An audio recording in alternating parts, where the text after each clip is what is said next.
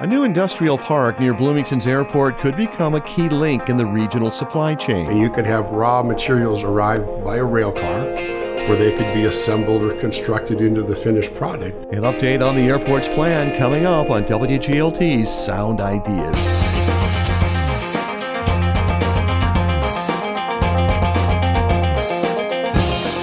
Good evening, I'm John Norton. Also on today's show, an expanding program in Bloomington-Normal helps teen girls face their trauma and find strength. I feel like whenever I hear somebody else's story, it really helps me get through mine and know that I am strong enough. Plus, a Reader's Choice list shows school children in Illinois want to be challenged. They want to dive deeper. They want to understand that difficulty, and they want to figure out how to get through it. Those stories follow a Bloomington-Normal news update. This is Sound Ideas on 89.1 WGLT and WGLT.org, part of the NPR network. Support for WGLT comes from Bloomington-Normal Audiology. Hear My Story continues with local patient Paul Brandt. So I just went without them for all those years. I talked to somebody who had recently gotten hearing aids and talked about the fact that they were connected to the TV. And so that kind of prompted me to try it again. Paul's full story can be found at bnaudiology.com.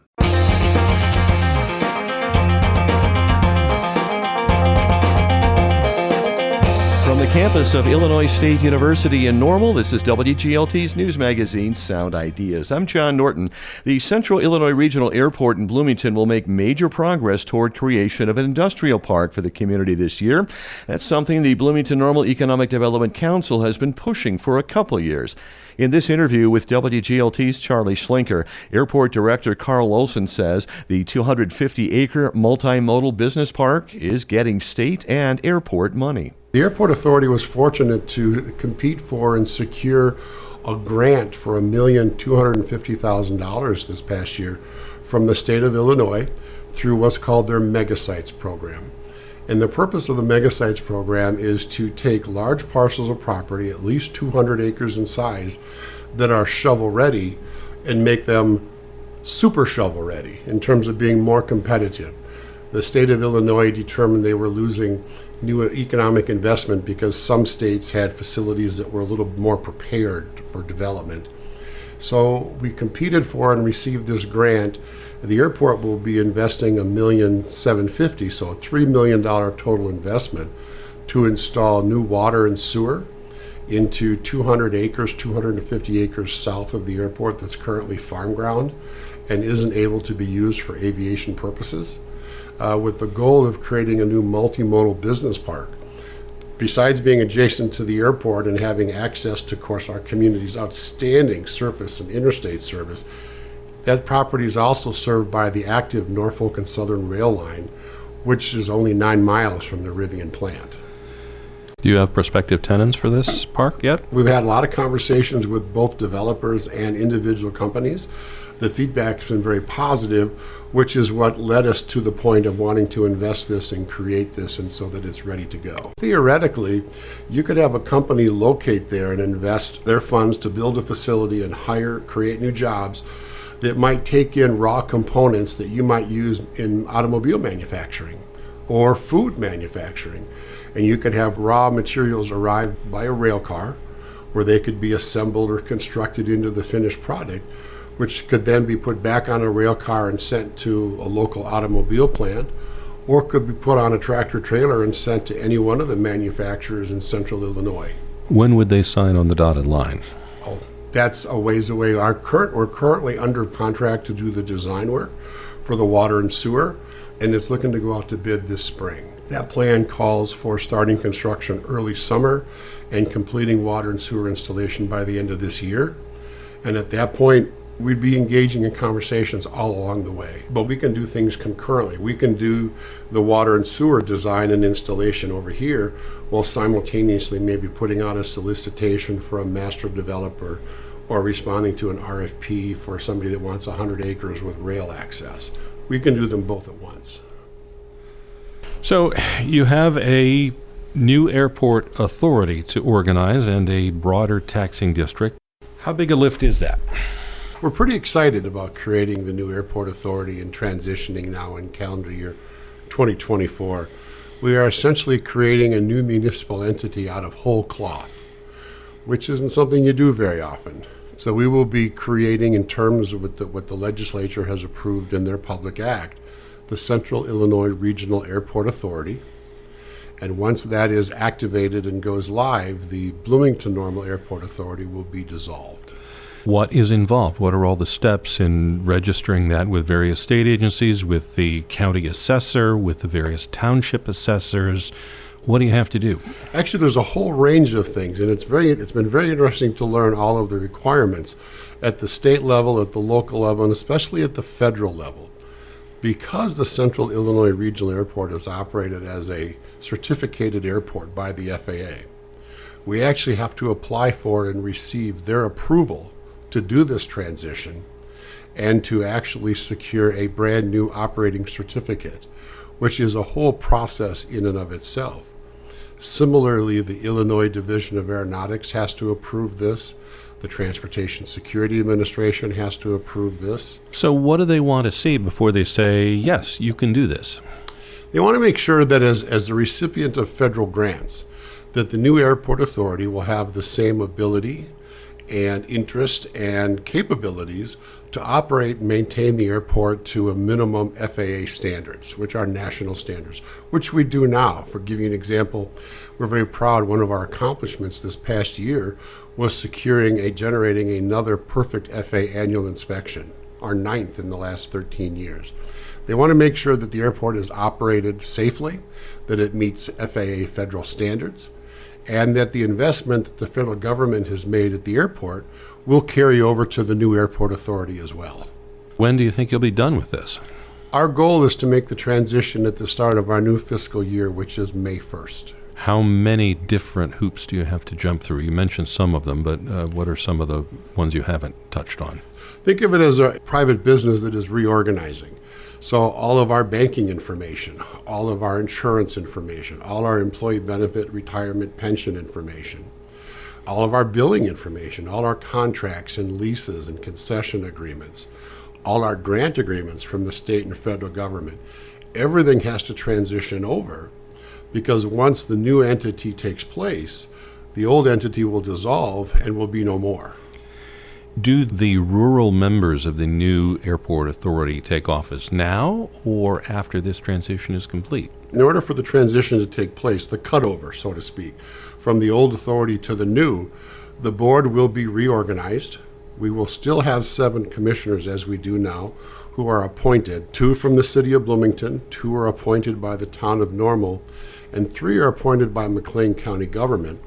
The difference being that the 3 McLean County representatives will have to reside and come from the rural community, where currently they come from Bloomington and Normal. The new year also brings new capital projects. What is the airport facing on the capital front this year? We're looking to move forward probably about a $25 million capital improvement program this year, which is a range of projects, from finishing the construction phase 2 of our new general aviation facility for private aircraft, small aircraft, and aircraft owners, looking to purchase some new rolling stock, such as fire trucks, fire response vehicles, as well as rehabbing the entire terminal roadway system on the public side of the terminal to refurbish the pavements and the roadways just as a city or a town would of their roadways. Will that complicate entry and exit from the airport? No, not at all. We're going to phase the project. The project will have 4 phases. The roadway will be open and safe the entire time. Similar to what you see with municipal roadways, we'll close certain lanes at a time and work on it. There'll be workarounds, but the roadway will continue to be safe and accessible. Central Illinois Regional Airport Director Carl Olson also says the number of passengers through the airport last calendar year fell by 6%.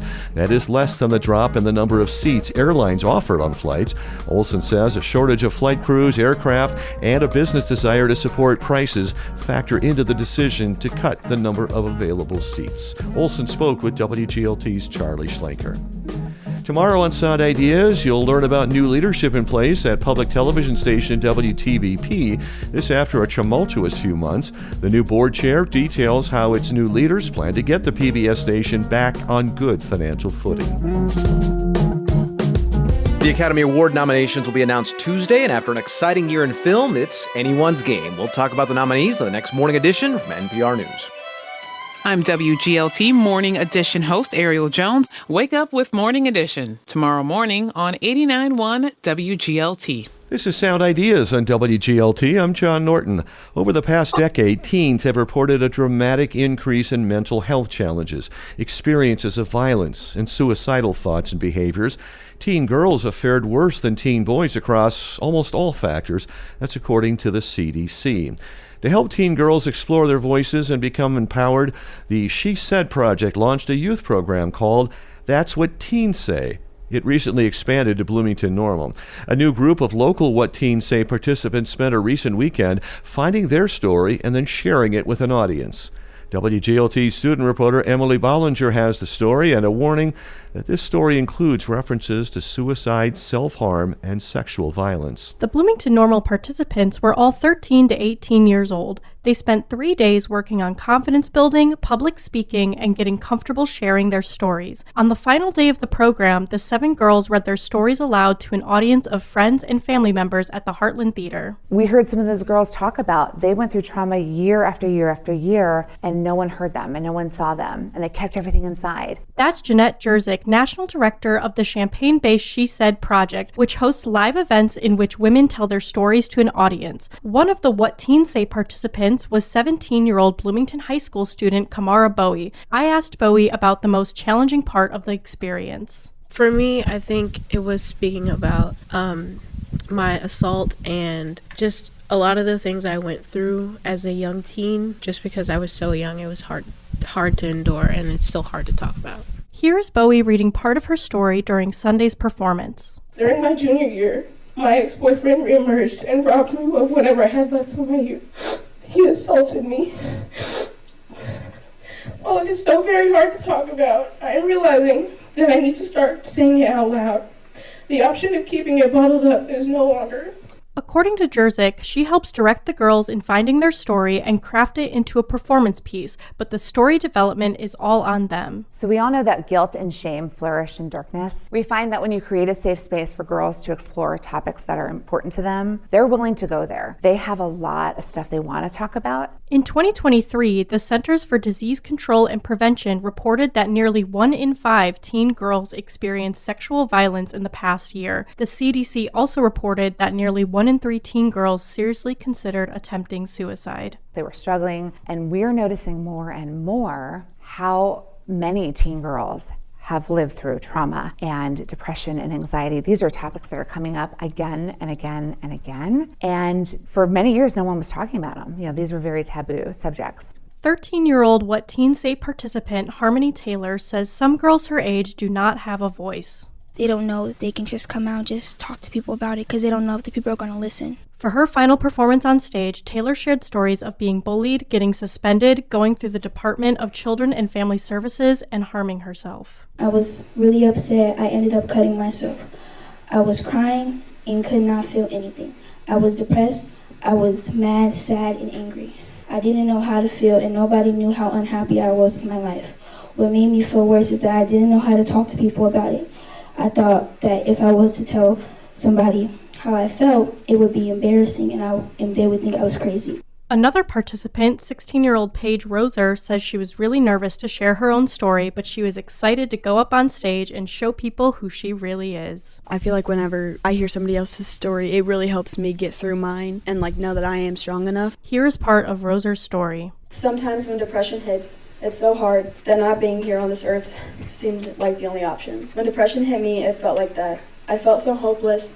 I remember needing help so badly, but my words were taken by my depression. Exactly 2 weeks after returning from my last inpatient visit, I overdosed, falling asleep shortly after being woken up by my mom and taken to the ER. Participant Kamara Bowie says she worked on telling her story in a comfortable way, finding the right words and courage to do so. I really had to dig deep inside myself and collect it all together to bring it together. Organizer Jeanette Jerzik says she's coached over 160 teen girls through That's What Teens Say. Women have something to say, the timing is right, and we want to be a platform for women to have a microphone. That's the goal. Information about upcoming That's What Teens Say events and how to bring the curriculum to communities can be found on the group's website, that'swhatteensay.com. I'm Emily Bollinger.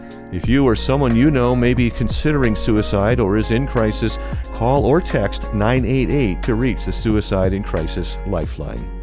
This is Sound Ideas on WGLT. Thanks for listening today. I'm John Norton. Adults, you'll be happy to know that kids are still reading a lot.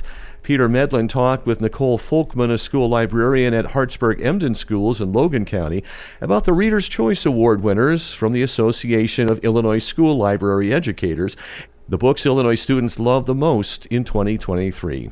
So K through 2 is the Monarch Award, and I saw that winner was Are You a Cheeseburger by Monica Arnaldo. Can you talk a little bit about that book? Oh, it's an absolutely adorable little book. A raccoon finds something in an alleyway. He's been looking for food and doesn't know that it's a seed, has no idea what it is, but knows that they love cheeseburgers. And was like, are you a cheeseburger? And they're like, I think I'm supposed to be planted. And so raccoon plants the seed and they wonder together and wish together, what are you going to turn into? What are you going to be? Are you going to be a cheeseburger?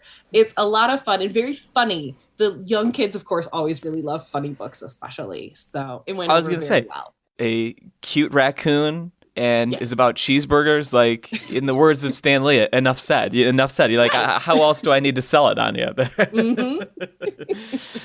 And I saw that, and just to give people an idea also of how the voting works too, I saw that over 66,000 Illinois students voted for the Monarch Award across more than 300 different schools. Absolutely. Yes. So what's great about the Monarch is that because picture books are meant to be shared, the librarians and classroom teachers are the ones experiencing this with them. And so they do get a lot of readership and a lot of participation because it can be very guided by the adults in their lives. As they get older, they're doing it a little more on their own. So we sometimes have fewer votes, but I will tell you, teenagers and middle school kids are reading. Next up, we've got the Blue STEM Award, and this is 3rd through 5th, correct? Yes. Can you tell us about the winner there? The winner for the Blue STEM was Twins.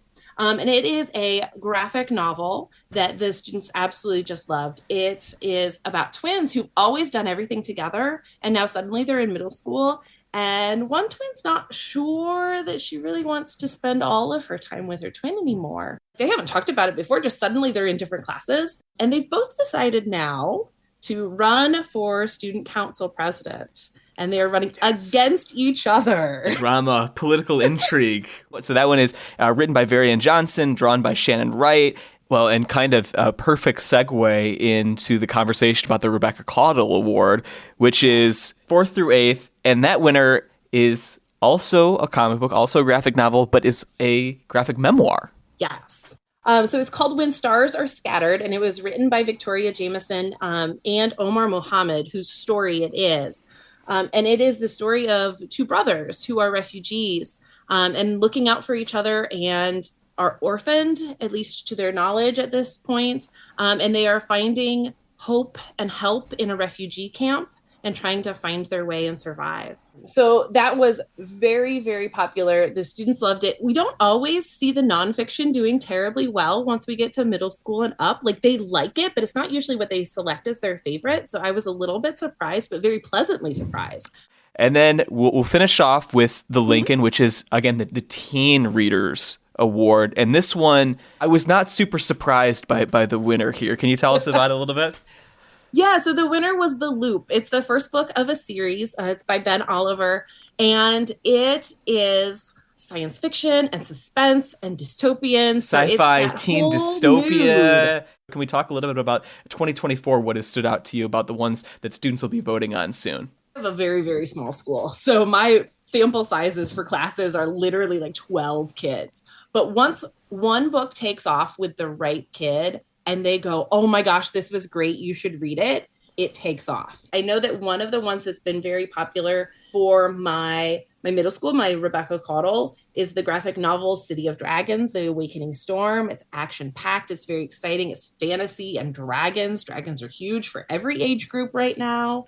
My Blue STEM at my school specifically, what's been really popular, we just started reading yesterday a book called The Great Stink, and it's a nonfiction book about poop pollution in London, and the kids are crazy about it. one, it's of course always funny anytime you have like poop in a book, right? Can't miss with but that. Then also, right, we're talking about the environment and engineering and how we use engineering and science to help solve our problems.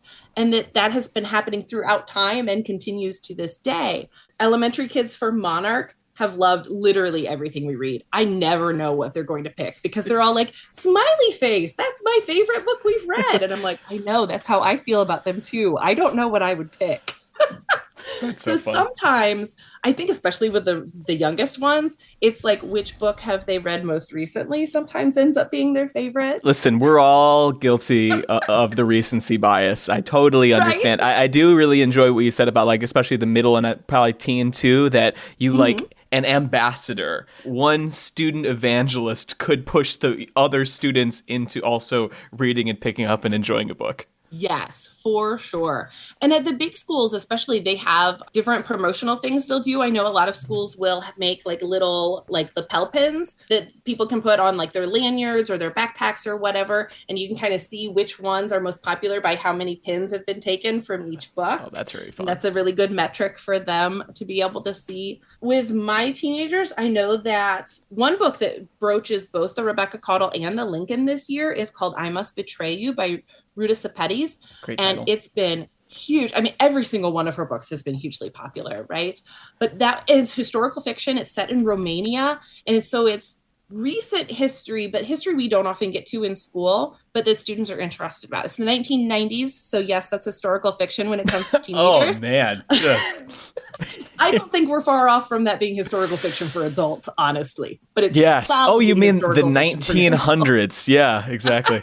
Cole, is there anything, again, like when we're thinking just broadly about the past couple years of the nominees and the award winners, have you been able to pick up on any themes? Sort of started talking 2020, 2021 that like, oh, are people going to want really lighthearted stuff, really happy stuff to kind of escape? And we have found that especially for middle school and teenagers, they want to dive deeper. They want to understand that difficulty and they want to figure out how to get through it. And so seeing books wherein teenagers are saving the world and getting through things and figuring out their feelings, those are huge. Those are always, always popular for middle school and high school. And there are lighthearted, fun things in there too. But the things that resonate the most and that kind of stick with them are the things that dive deeper into the difficult things of life. That was school librarian Nicole Folkman from Hartsburg-Emden Schools in Logan County talking with Peter Medlin about the Reader's Choice Award winners from the Association of Illinois School Library Educators. And that's Sound Ideas today. WGLT's news magazine is made possible in part by Bloomington-Normal Audiology. I'm John Norton. Story help today from WGLT's Charlie Schlenker and student reporter Emily Bollinger. Ryan Toohey edits WGLT's Sound Ideas. This is 89.1 WGLT and WGLT.org, part of the NPR network.